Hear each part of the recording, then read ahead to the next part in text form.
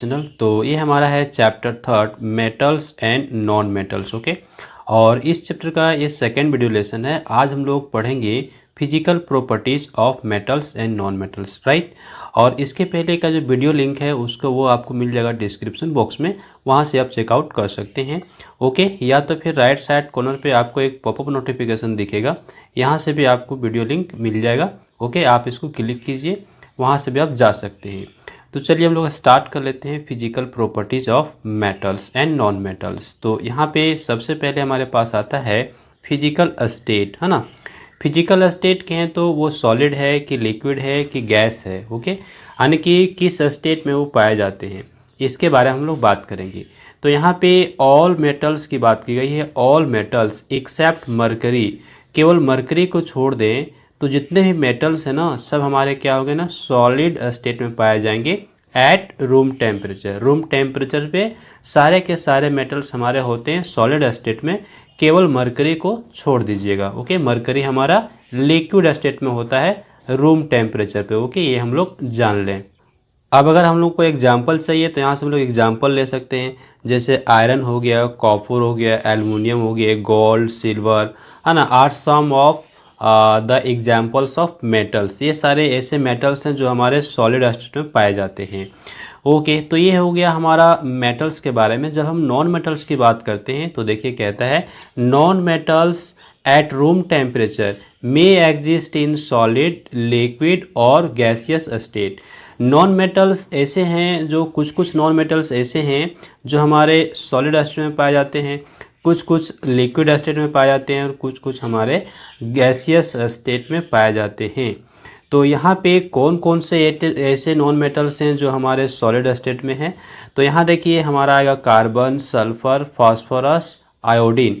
ये सब ऐसे हैं जो हमारे सॉलिड स्टेट में पाए जाते हैं, राइट, समझ गए।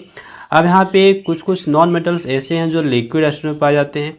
अब कौन से नॉन मेटल हैं जो लिक्विड स्टेट में पाए जाते हैं, तो उसका हमारे पास एग्जाम्पल हो जाता है यहाँ पर ब्रोमीन, है ना। ब्रोमीन लिक्विड स्टेट में पाया जाता है, ये आप ध्यान रखिएगा।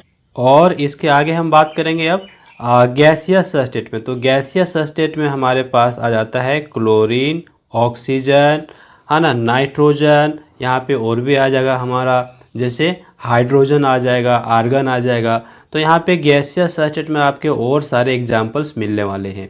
तो हमने ये देख लिया, ये जो नॉन मेटल्स है ना, ये तीनों स्टेट में पाए जाते हैं।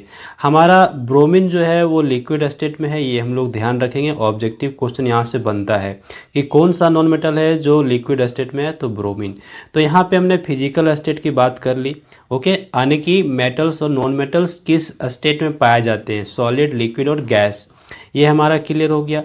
अब हम आते हैं melting point and boiling point की बात करेंगे। मेल्टिंग पॉइंट मतलब कितना टेम्परेचर पे वो मेल्ट करता है, यानी कि सॉलिड स्टेट से लिक्विड स्टेट में आ जाता है। और बॉइलिंग पॉइंट की बात करें तो कितने टेम्परेचर पे वो बॉयल करता है, यानी लिक्विड स्टेट से वो गैसियस स्टेट में चला जाता है। ओके, तो यहाँ पे एक हम लर्न करेंगे, मेटल्स जितने भी ना, metals generally have high melting point, okay, as well as boiling points. तो मेल्टिंग पॉइंट और बॉइलिंग पॉइंट दोनों ही ज़्यादा हुआ करता है किसका, मेटल्स का, ये हम लोग ध्यान रखेंगे। यहाँ पे एग्जाम्पल भी हम लोग ले सकते हैं। एग्जाम्पल के तौर पे हम लेंगे आयरन का। अगर हम बात करें मेल्टिंग पॉइंट की तो ये कितना है, 1536 डिग्री सेल्सियस। ओके, बहुत ज़्यादा है। और बॉइलिंग पॉइंट देखिए कितना है, 3000 डिग्री सेल्सियस। इतना डिग्री सेल्सियस पे बॉयल करेगा, तो बहुत ज़्यादा बॉइलिंग पॉइंट हो गया मेटल्स का। लेकिन यहाँ पे हमारे पास कुछ एक्सेप्शन भी हैं। ओके, एक्सेप्शन में कौन कौन आते हैं, तो ये देखिए एक्सेप्शन में हमारा आएगा सीजियम, जिसका मेल्टिंग पॉइंट और बॉइलिंग पॉइंट बहुत ही कम होता है। जैसे अगर मेल्टिंग पॉइंट बात करें हम सीजियम मेटल का, तो कितना है, 28.7 डिग्री सेल्सियस। ये रूम टेम्परेचर के आसपास है। ओके, ये रूम टेम्परेचर के आसपास है। रूम टेम्परेचर जनरली हमारा हुआ करता है कितना, 25 डिग्री सेल्सियस। ह्यूमन बॉडी की टेम्परेचर की बात करें तो ये होता है 37 डिग्री सेल्सियस। ठीक है, तो आप देखिए ह्यूमन बॉडी का टेम्परेचर है, उससे कम टेम्परेचर पर ये मेल्ट करने के लिए स्टार्ट कर देगा। इसका मतलब ये है कि अगर इसको अपने हथेली पे रखेंगे सीजियम को, तो ये धीरे धीरे पिघलने के लिए शुरू कर देगा। ओके, तो ये चीज़ होता है, ये है आपका। तो हमने यहाँ पे ये नोटिस कर लिया ना कि जितने भी हमारे मेटल्स हैं उसका मेल्टिंग एंड बॉइलिंग पॉइंट तो हाई हुआ करता है, लेकिन सीजियम एक ऐसा मेटल है जिसका मेल्टिंग एंड बॉइलिंग पॉइंट कम होता है। अब आगे हम बात करेंगे नॉन मेटल्स की। तो नॉन मेटल्स के मेल्टिंग एंड बॉइलिंग पॉइंट की बात करें तो क्या होता है, देखिए generally have low melting as well as boiling points. For example the melting point of sulphur is 119 degree Celsius. ये जो सल्फर है इसका मेल्टिंग पॉइंट कितना है, तो 119 डिग्री सेल्सियस, यानी कि जो मेटल्स नॉन मेटल्स होते हैं उसका मेल्टिंग एंड बॉइलिंग पॉइंट कम हुआ करता है। However there are exceptions in non metal also. Non metal में भी एक्सेप्शन है। The melting point of diamond, diamond तो आपका नॉन मेटल नहीं है, लेकिन नॉन मेटल जो कार्बन है उसका एक फॉर्म है, ठीक है। Diamond is a form of carbon, okay, और कार्बन हमारा क्या है, नॉन मेटल है। तो डायमंड का मेल्टिंग पॉइंट कितना है आप देख लीजिए, बहुत ज़्यादा है ना, 3723 डिग्री सेल्सियस, ओके। अब हम बात करते हैं डेंसिटी का। तो डेंसिटी का मतलब उसके जो मॉलिक्यूल हैं वो कितने आपस में क्लोजली पैक्ड हैं। तो metals generally have a high density, metals के डेंसिटी हाई होते हैं, यानी इसके जो मॉलिक्यूल हैं आप कह सकते हैं इसके जो एटम्स हैं वो आपस में क्लोजली पैक्ड होते हैं। Non metals generally have low density, जो नॉन मेटल्स होते हैं उसके डेंसिटी कम हुआ करते हैं। ये हम लोग लर्न करेंगे। However there are some exceptions, और यहाँ भी कुछ कुछ आपको एक्सेप्शन देखने को मिलेंगे, जैसे sodium and potassium which are metals have quite a low density, इसका डेंसिटी बहुत कम होता है सोडियम एंड पोटासियम का। Their density value is less than that of water, water के डेंसिटी से कम होता है इसका डेंसिटी, किसका, सोडियम एंड पोटासियम का। यानी अगर वाटर के सरफेस पे इसको आप रख दीजिएगा तो ये फ्लोट, ये यहाँ पे देख लिया कि सोडियम और पोटासियम का डेंसिटी इतना कम है कि वाटर के सरफेस पे ये फ्लोट करने के लिए स्टार्ट कर देते हैं। क्लियर, ये हमने समझ लिया। अब आगे हमारे पास जो आएगा डेंसिटी, अगर हम नॉन मेटल्स की बात करें तो नॉन मेटल्स का डेंसिटी कम हुआ करता है। इन या जनरल हम लोग लर्न कर सकते हैं कि मेटल्स का जनरली हाई होगा, मेटल्स का डेंसिटी हाई होगा, और यहाँ पे जो नॉन मेटल्स का डेंसिटी है वो लो होगा। ये इन या जनरल हम यहाँ पे लर्न कर लेंगे। नेक्स्ट हमारे पास फोर्थ जो प्रॉपर्टी है ये है हार्डनेस। हार्डनेस मतलब कौन कितना ज़्यादा हार्ड है, कठोर है। तो most metals are very hard, बहुत सारे मेटल्स होते हैं जो बहुत ज़्यादा हार्ड होते हैं। They can withstand quite high pressure without getting distorted, है ना, बिना अपना शेप को डिस्टॉर्ट किए वो बहुत सारे प्रेशर को झेल सकता है। कौन, metals. Non metals are generally not hard, non metals तो हार्ड होंगे नहीं। They are brittle and easily break into pieces when hammered, जब इसको हम लोग हैमर करते हैं नॉन मेटल्स को तो वो ईजिली ब्रेक कर जाते हैं, यानी कि ये हार्ड नहीं होते हैं। Again there are some exceptions, यहाँ पे कुछ एक्सेप्शंस भी हैं, और ये जो एक्सेप्शंस है ये बहुत ज़्यादा इंटरेस्टिंग है। यहाँ पे देखिए बात करते हैं, हमारा सोडियम है और पोटासियम है, ये दो ऐसे मेटल्स हैं जो बहुत ज़्यादा सॉफ्ट होते हैं। ये इतने ज़्यादा सॉफ्ट होते हैं कि दे can be easily cut with a knife और अ रेजर ब्लेड। तो इसको हम लोग आराम से कट कर सकते हैं नाइफ से, चाकू से, या तो फिर रेजर ब्लेड से। ये इतने ज़्यादा सॉफ्ट होते हैं, कौन, सोडियम और पोटासियम। यहाँ पे हार्डनेस को लेकर के हमारा एक्सेप्शन मिल गया मेटल्स में। मेटल्स तो जनरली हार्ड होते हैं, लेकिन यहाँ पे दो ऐसे मेटल मिल गए जो हमारा सॉफ्ट है। आगे देखिए हम नॉन मेटल्स की बात करते हैं। तो यहाँ पे हमारे पास आता है डायमंड, ठीक है। डायमंड जो कि कार्बन का एक फॉर्म है, ओके। तो वो हमारा क्या है ना, बहुत ज़्यादा हार्ड है, हार्डेस्ट सब्सटेंस नोन। आज के डेट में सबसे ज़्यादा हार्ड सब्सटेंस जो है वो क्या अपना है, डायमंड ही है। यहाँ पे देखिए एक्टिविटी 1 है, कहता है take some crystals of iodine and he beat them, उसको हमको बीट करना है, ठोकना है, with their duster. What do you observe, अब क्या पाओगे, the crystals easily break into a small pieces. ये जो सल्फर के क्रिस्टल्स है ना वो बहुत ही ईजिली हमारे स्मॉल पीसेस में ब्रेक कर जाएंगे, ये हमारा आयोडीन का, ठीक है। तो इससे क्या पता चला कि आयोडीन जो है ना हमारा हार्ड नहीं है, ओके, ये क्या है ना, ब्रिटल है, कमज़ोर होता है। नेक्स्ट हमारे पास आ जाता है लस्टर, ठीक है, यानी चमक। जो मेटल्स होते हैं उसमें चमक होता है। Metals have a shining surface, okay, this is known as metallic lustre. Non metals generally have a dull appearance, और जो नॉन मेटल्स होंगे उसका अपीयरेंस कैसा होगा, डल होगा, और उसका सरफेस में चमक नहीं होगा। That is they are non lustres. Iodine is the only non metal which has a natural lustre. आप ये लर्न कीजिएगा कि आयोडीन एक ऐसा नॉन मेटल है जिसमें नेचुरल लस्टर पाया जाता है, यानी पहले से चमक पाया जाता है। यही हमारा एक्सेप्शन आएगा किसमें, लस्टर को लेकर के। नॉन मेटल्स तो उसमें लस्टर नहीं होगा, लेकिन मेटल्स में होगा, बट यहाँ पे एक्सेप्शन है हमारा आयोडीन। आयोडीन एक नॉन मेटल है जो कि उसमें चमक पाया जाता है। ओके, अब यहाँ पे डू यू नो हमारे पास है, कहता है on exposure to air for some time metals lose their shine. अगर मेटल्स को हम लोग कुछ दिनों के लिए खुले में रख देते हैं, ठीक है, तब क्या होता है, उसका जो सरफेस होता है ना वो चमक खो देता है। This is because metals react with various gases present in air and get coated with a thin layer of their oxide, carbonate और सल्फाइड। तो जो मेटल्स हैं उसको अगर हम बाहर रख देते हैं, एक्सपोज कर देते हैं, तब क्या होता है ना, वो रिएक्ट कर लेता है अलग अलग गैसेस से जो प्रेजेंट है हमारे एटमॉस्फेयर में, और उसका जो सरफेस है वो डल अपीयरेंस का हो जाता है। इसके पीछे रीजन है, थीन लेयर बन जाता है किसका, ऑक्साइड का। जिस गैस से वो रिएक्ट करता है उसके ऑक्साइड का एक लेयर बन जाता है, इसलिए उसका जो चमक है वो चला जाता है। और ये जो हमारा लेयर बनता है वो बेसिकली कार्बोनेट हो सकता है या तो फिर सल्फाइड हो सकता है। अगर हम यहाँ पे एग्जाम्पल लेना चाहें तो हम ले सकते हैं, जैसे ये हमारा देखिए सिल्वर हुआ करता है, ठीक है, सिल्वर को हम लोग एजी से दिखाते हैं, उसका सिंबल होता है। अब ये है ना एटमॉस्फेयर में जो गैस होता है हमारा हाइड्रोजन सल्फाइड H2S है ना, इससे रिएक्ट कर लेता है। अब रिएक्ट करने के बाद ये हमारा बना लेता है क्या, सिल्वर सल्फाइड। ये देखिए Ag2S बनाता है, ठीक है, ये सिल्वर सल्फाइड बना लिया और हाइड्रोजन गैस हमारा रिलीज हो जाता है। तो ये जो हमारा बन रहा है ना सल्फाइड, सिल्वर सल्फाइड, इसी की वजह से उसका जो सरफेस होता है वो क्या होता है ना, ब्लैक एंड हो जाता है। तो ये हमने समझ लिया कि सिल्वर का जो सरफेस है वो क्यों धीरे धीरे ब्लैक होना शुरू हो जाता है। इसका कारण यही है कि सिल्वर जो है सो रिएक्ट कर लेता है जो एटमॉस्फेयर में गैस है हाइड्रोजन सल्फाइड उससे, और यहाँ पे सिल्वर सल्फाइड बनाता है। सिल्वर सल्फाइड ब्लैक कलर का होता है जो उसके ऊपर एक लेयर बन जाता है, और यही लेयर के वजह से ना सिल्वर का सरफेस ब्लैक होना स्टार्ट हो जाता है। और अगर हम एक एग्जांपल लेना चाहें कॉपर के केस में तो हम ले सकते हैं।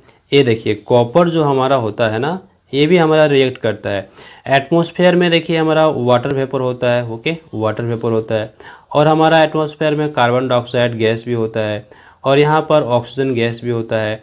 ये सभी के साथ ये रिएक्ट करता है। रिएक्ट करने के बाद हमारा मिक्सचर बनाता है।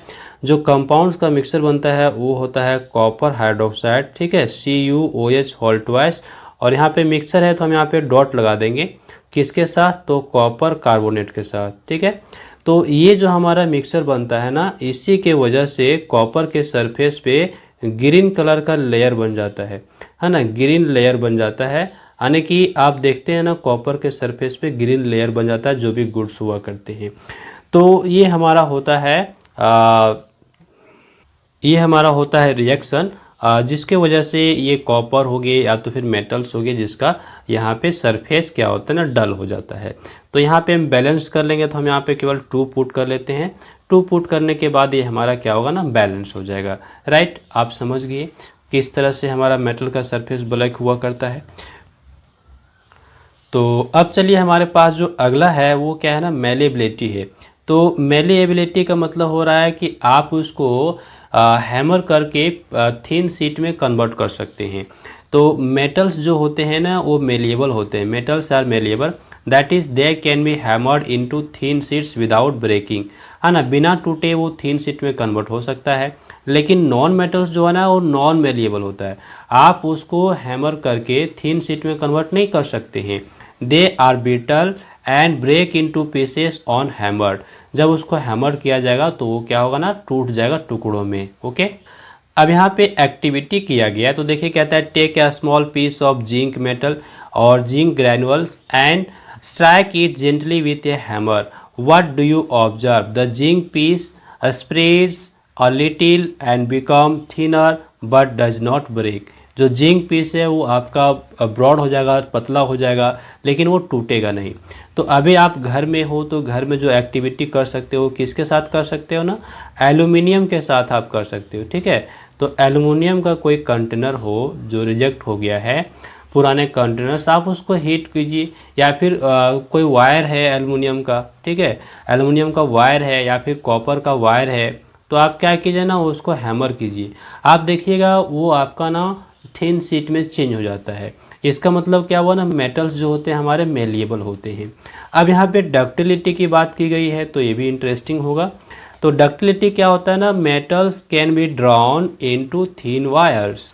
मेटल्स को ना हम खींच करके थिन वायर के रूप में कन्वर्ट कर सकते हैं, और ये जो प्रॉपर्टी है उसको हम कहते हैं डक्टिलिटी। ओके, तो this property of metals is known as ductility.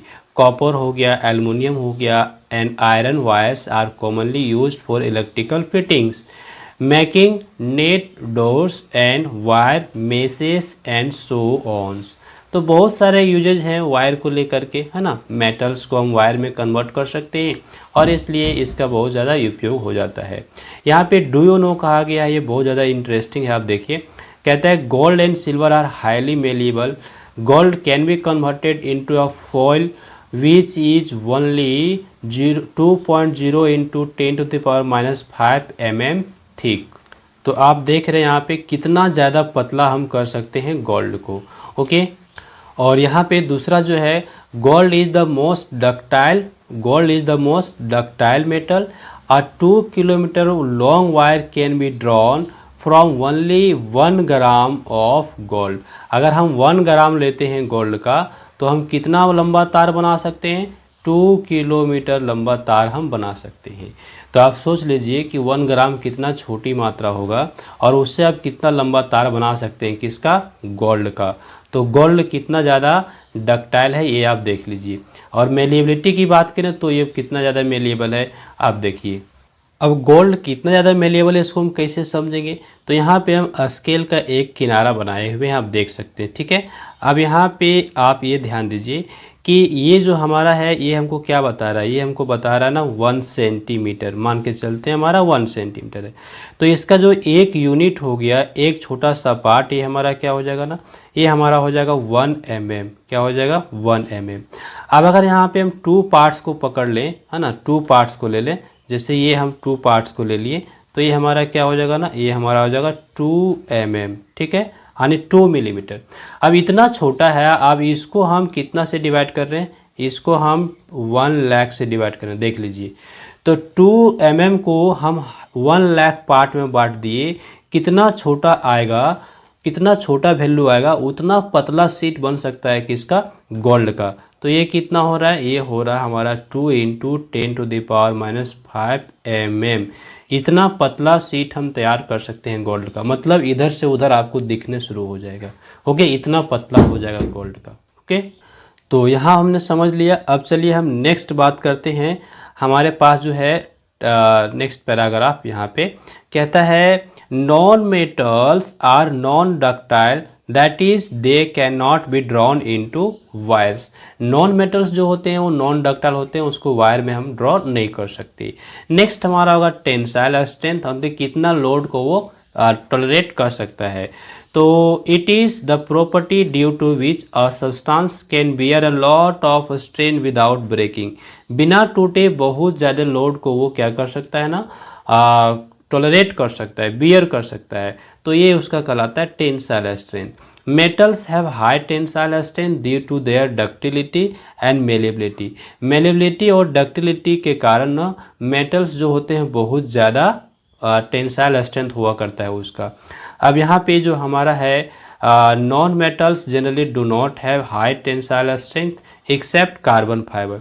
Carbon fibre जो है ना एक तरह का आपका बहुत ज़्यादा उसमें टेंसाइल स्ट्रेंथ होता है और ये नॉन मेटल से बना हुआ होता है। तो ये हम लोग यहाँ पे एक्सेप्शन केवल ध्यान में रखेंगे कार्बन फाइबर का। ओके, और आगे हम बात करते हैं कंडक्टिविटी की। तो कंडक्टिविटी मतलब किसका, इलेक्ट्रिसिटी का और हीट का। तो कंडक्टिविटी देखिए, the ability of a material to transfer heat, है ना, और electric current from one point to another is taken as an indicator of its conductivity. We generally speak of two types of conductivity. पहला आता है thermal conductivity and दूसरा आता है electrical conductivity. तो थर्मल कंडक्टिविटी मतलब हीट को conduct कर पाना और इलेक्ट्रिकल कंडक्टिविटी मतलब इलेक्ट्रिक करंट को कंडक्ट कर पाना। तो थर्मल कंडक्टिविटी आप देखिए, the thermal conductivity of a material is the measure of the ease with which heat energy can flow through it. कितने आसानी से हीट एनर्जी को फ्लो कर सकता है वो इसका क्या कहलाएगा, थर्मल कंडक्टिविटी कहलाता है, राइट। अब हमारे पास एक एक्टिविटी यहाँ पे आ गया, एक्टिविटी थर्ड कहता है take some hot water in a beaker and place one end of an iron rod in it, touch the other end of the rod after some time, what do you observe, it also becomes hot. देखिए अभी hot water में अगर rod का एक and को आप रखिएगा तो उसका दूसरा एंड भी हॉट हो जाएगा। कारण क्या है, ये जो मेटल का बना हुआ है ना, आयरन आपका एक मेटल है, तो मेटल होने की वजह से हीट एनर्जी को क्या करता है ना, कंडक्ट कर देता है। This activity shows that metals can easily conduct heat energy from one point to another, thus metals are good thermal conductor. It is due to this property that metal like copper, iron are used for making cooking utensils and water boilers.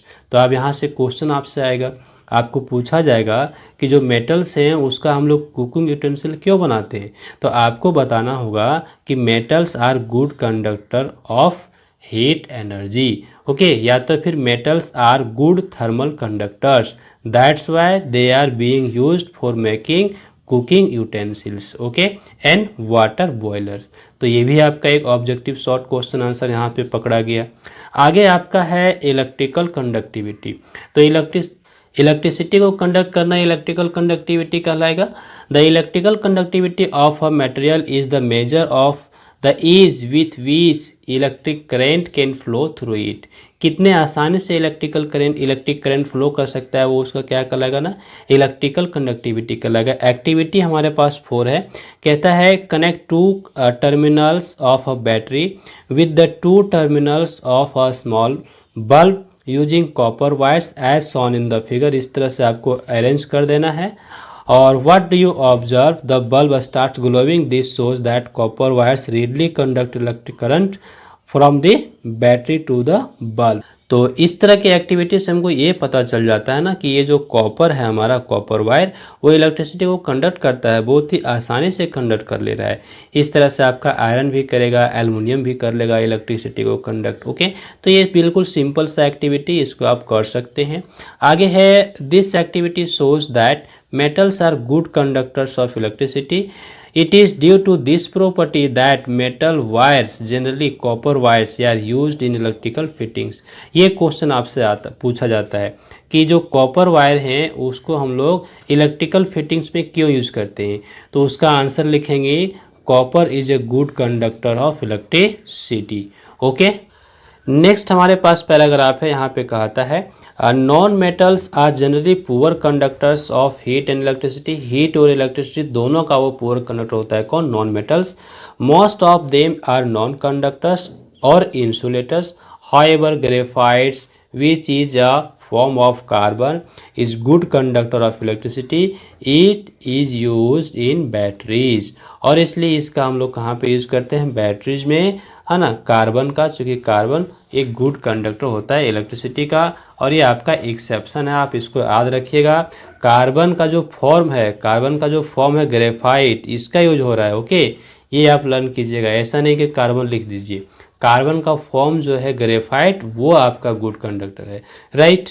अब यहाँ पे बात किया गया है do you know की, तो यहाँ पे कहता है हम लोगों से silver is the best conductor of heat and electricity followed by copper and aluminium.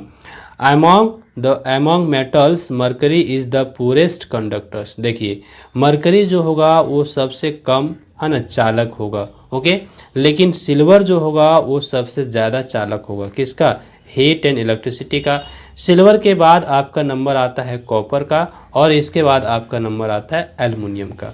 तो आप देखिए हम लोग वायर्स जो यूज करते हैं वो कॉपर का, ना कि सिल्वर का। कारण क्या है? क्योंकि सिल्वर बहुत ज़्यादा महंगा है, कॉस्टली है, उसको अफोर्ड नहीं कर सकते हम लोग, इसलिए हम लोग कॉपर यूज़ करते हैं। क्योंकि कॉपर हमारा रीडली अवेलेबल भी हो जाता है, सस्ता है।